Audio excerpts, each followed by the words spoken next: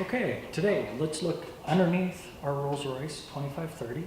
Take a look at the chassis.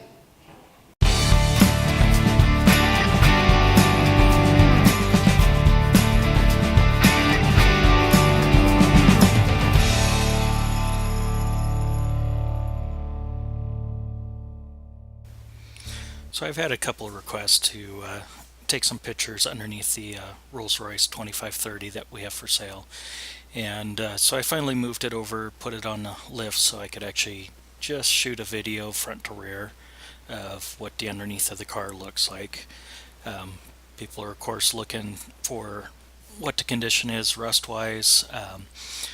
Plus even the amount of grease on it can tell you some things about its life. But the other big thing that people end up concerned with is the wood structure, and the bottom side is going to be the most rotten of it. So this was a good opportunity to kind of show that the overall condition is very restorable on this car. In fact, some of the wood areas around the wheels, I was surprised just how good a condition that was. So, and you can check out my YouTube channel and see some of the other videos on this car, especially if you want to see what the body looks like. But this one is just from underneath.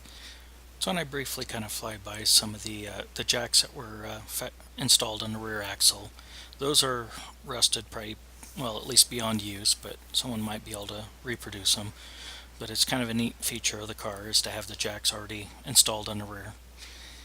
And fuel tank looks like, well, it was still holding some gas that was thickened up enough it might call it oil. Nice orange color to it, but so that was not leaking at this point. Now the rear fenders are very rusty. You can see some daylight through them. Those were steel. The rest of the body's aluminum and looks to be in really good shape. And a lot of the brake system, you see some shinier bits there, but we had that system apart and repaired. There was no functioning brakes when it first came in the shop. At least at this point, if it gets moved around, you can set the parking brake, or if someone's behind the wheel, actually stop it from rolling away from you. So while shooting this, it was the first I saw a couple of the braces for the side steps were a little rusted through, but they really feel solid if you do step on them. I guess it's probably because the wood's in such good shape. So, and you'll also notice that the springs, especially on the front axle, still have the leather wrapping around it.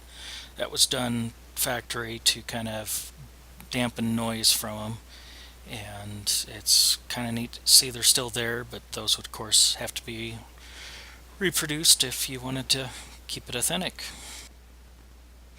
And thanks for watching.